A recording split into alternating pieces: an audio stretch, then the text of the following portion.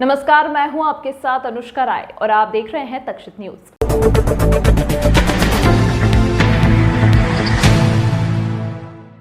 इंदौर के तनिष्क जैसे बड़े शोरूम में एक शातिर कर्मचारी ने शोरूम में लाखों रुपए की असली जेवर चुरा लिए और हूबहू नकली जेवर शोकेस में रख दिए। सीसीटीवी फुटेज से चोर पकड़ में आता उसके पहले ही शातिर चोर फरार हो चुका था। मामले में विजयनगर थाना पुलिस ने तत्परता से कार्रवाई करते हुए आरोपी को हिरासत में ले लिया है। दरअसल तनिष्क शोरूम में घटना को अंजाम देने से मात्र 3 माह पूर्व 32,000 प्रति माह पर नौकरी पर लगे आशीष यादव ने शोरूम को लाखों का चूना लगा दिया।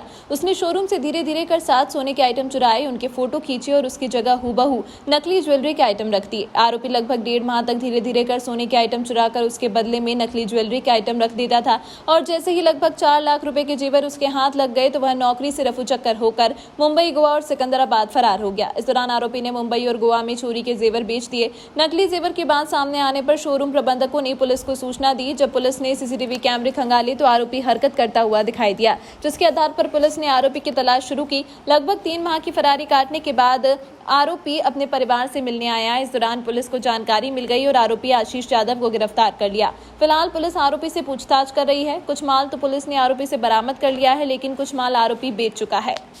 हमारे यहाँ विजयनगर थाना क्षेत्र में तनिष्क का शोरूम है, उसमें एक चोरी की वारदात हुई थी जिसमें आरोपी है आशीष यादव। इसके द्वारा लगभग 1.5 महीने में 7 आइटम वहाँ से चोरी किए गए थे और उनकी जगह बेंटेक्स के जो नकली आइटम थे वो रख दिए थे। तो शोरूम वाले भी उस बात को समझ नहीं पाए। इस कारण से लंबे समय तक वो 7 आइटमों की चोरी करी, जो 4 लाख की लगभग चोरी थी। हम लोगों ने उसमें आरोपी की तलाश करी थी, सीसीटीवी फुटेज वगैरह चेक किए थे। सीसीटीवी फुटेज के आधार पर चिन्हित हो गया था कि आरोपी कौन है। उस आरोपी की तलाश हम लोगों द्वारा लगातार की जा रही थी। लगभग 1.5 माह बाद आरोपी मुंबई, गोवा, सिकंदराबाद ये विभिन्न जगहों पे उसने समय काटा। अब वो घर वापस आया जैसे ही हमें सूचना प्राप्त हुई, वैसे ही हम लोग इसको गिरफ्तार करने में सफल हुए हैं। और ये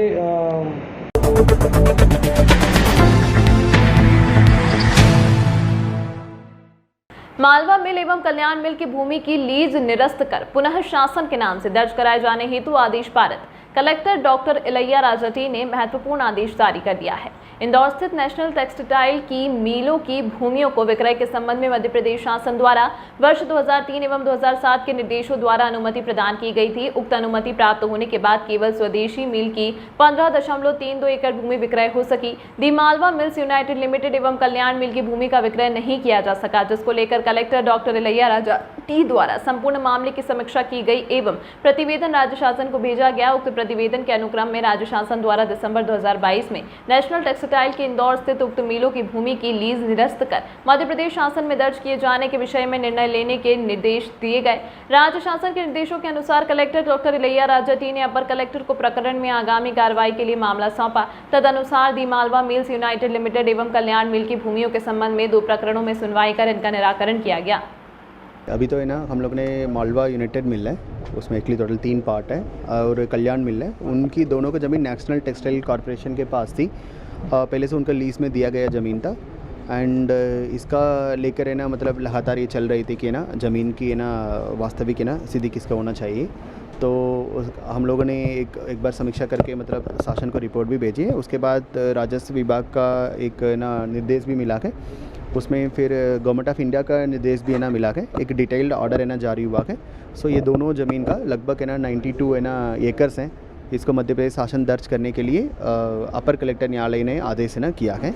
एंड इसके पहले है ना 2008 में अराउंड 25 एकर्स है ना उसी टाइम तत्कालीन कलेक्टर है ना इसी ज़मीन से IDA के लिए कन्वेंशन सेंटर के लिए भी दिया गया है। तो वो ज़मीन तो ऑलरेडी हम लोग इसमें पृथक रखे हैं, सिंस ये ज़मीन ऑलरेडी अलाट हो गया है। उसके अलावा है ना 92 एकर्स है ना ज़मीन हम लोगों ने मध्य प्रदेश शासन दर्ज करने के लिए ना अपर कलेक्टर न्यायालय ने आदेश किया है। हम लोग है ना इसमें वैसे कितने भी प्रिकॉशंस है ना लेना है वो करेंगे। और प्रशासन की महत्वपूर्ण प्रोजेक्ट्स हैं, मतलब सिटी के लिए एक इम्पॉर्टेंट इंफ्रास्ट्रक्चर प्रोजेक्ट्स के लिए ना ये ज़मीन डेफिनेटली यूज़फुल रखेगा।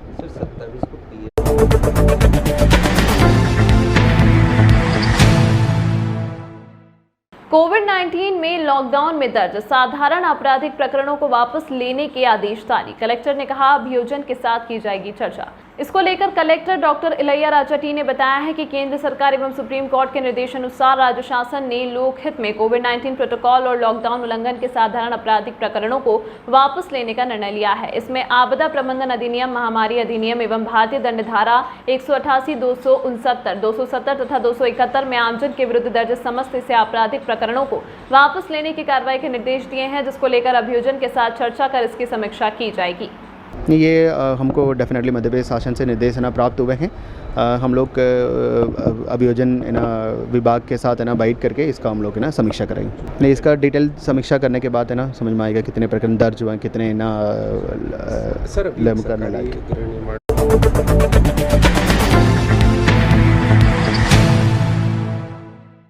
इंदौर रेलवे स्टेशन के समीप राऊ और मऊ के मध्य रेलवे दोहरीकरण का कार्य तेजी से जारी है। दोहरीकरण के कार्य में हरनिया खेड़ी रेलवे स्टेशन का निर्माण के साथ ही स्टेशन पर फुट ओवर ब्रिज का निर्माण और कई रेलवे पुल बनाए जाना है। इसको लेकर कार्य तेजी से किया जा रहा है। इंदौर के सांसद शंकर लालवानी ने आज इंदौर के हरिया खेड़ी स्टेशन का दौरा भी किया। निर्माण कार्यों पर सांसद शंकर लालवानी ने संतोष जताते हुए कहा कि दिसंबर तक यह कार्य पूर्ण कर लिया जाएगा और इंदौर से महू के बीच चलने वाली ट्रेनों के लिए रेल दोहरीकरण के बाद यात्रियों को बहुत सुविधा होगी। पिछले समय जब रेलवे बोर्ड के चेयरमैन आए थे और फिर जीएम आए थे, तो उनके सामने ये बात रखी थी कि ये जो हमारा इंदौर मऊ ट्रैक है वो समय सीमा में पूरा हो, उसको लेके बात हुई थी। क्योंकि आने वाले समय में ये सिंगल ट्रैक है और इस पे लोड ज़्यादा रहता है, तो उसका काम समय सीमा पे पूरा हो, उसको लेके बात हुई थी। और उसी को ध्यान में रखते रेलवे के अधिकारियों ने काम में तेजी लाई है। और आज हम फिजिकली देखने भी आए, तो राऊ से लेके मऊ तक का जो 9 किलोमीटर का जो ट्रैक है, इस ट्रैक का काम बहुत तेजी से चल रहा है। और इसके साथ साथ तो इसमें 9 ब्रिज भी है, 9 किलोमीटर 9 ब्रिज है और एक रेलवे स्टेशन पे हरना खेड़ी है। यहाँ पे एक प्लेटफॉर्म था, लेकिन अब क्योंकि डबल लाइन हो रही तो 2 प्लेटफॉर्म भी हैं और ब्रिज भी बनेगा यहाँ पर, ताकि यात्रियों के लिए सुविधा भी रहे। और जो बताया गया है कि दिसंबर में ये काम पूरा होगा, तो हम मान के चल रहे हैं कि दिसंबर में ये डबलिंग का काम पूरा होगा, तो इंदौर से लेके मऊ तक डबलिंग होगा, ताकि यात्रियों को भी सुविधा रहेगी। आने वाले समय में हमारे इंदौर रेलवे स्टेशन का डेवलपमेंट भी हो रहा है, तो उसको भी ध्यान में रखते हुए इन दोनों रेलवे स्टेशन, एक तो मऊ में और दूसरा लक्ष्मी रेलवे स्टेशन, इन दोनों पे स्टेशन पे लोड ज़्यादा रहेगा, क्योंकि हमारा रीड डेवलपमेंट का इंदौर स्टेशन पे रहेगा। तो ये जल्दी तय निर्माण हो, इस पे हम ध्यान दे रहे हैं।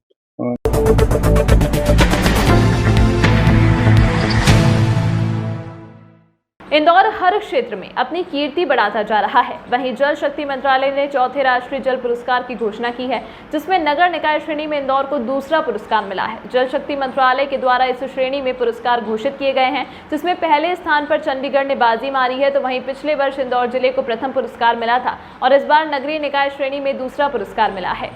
दरअसल चौथे राष्ट्रीय जल पुरस्कार कल उपराष्ट्रपति जगदीप धनखड़ के द्वारा नई दिल्ली में दिए जाएंगे। इंदौर के महापौर ने इस मौके पर कहा कि यह इंदौर की जनता की सफलता है। वहां पर जन भागीदारी बहुत है, इसलिए यह सब काम संभव हो पाते हैं। लोगों ने अपने घरों में भूजल पुनर्भरण इकाइयां बनाई, जिससे वाटर लेवल बहुत सुधरा। शहर अब स्वच्छता के साथ ही पानी का महत्व भी समझने लगा है। अगले कुछ वर्षों में इंदौर जल संरक्षण में पहले नंबर पर आता रहेगा। जल संरक्षण और पुनः भरण के लिए शहर में प्रयास किए वह अभूतपूर्व है। वहीं कल दिल्ली में आयोजित होने वाले कार्यक्रम में महापौर पुष्यमित्र भार्गव शामिल होंगे।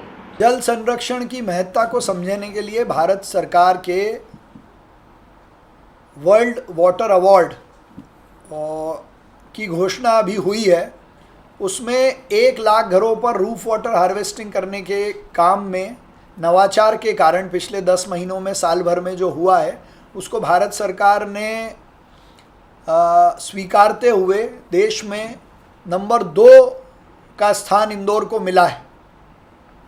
कल माननीय उपराष्ट्रपति जी वो पुरस्कार इंदौर को देंगे, तो उसके पीछे का कारण रूफ वाटर हार्वेस्टिंग है।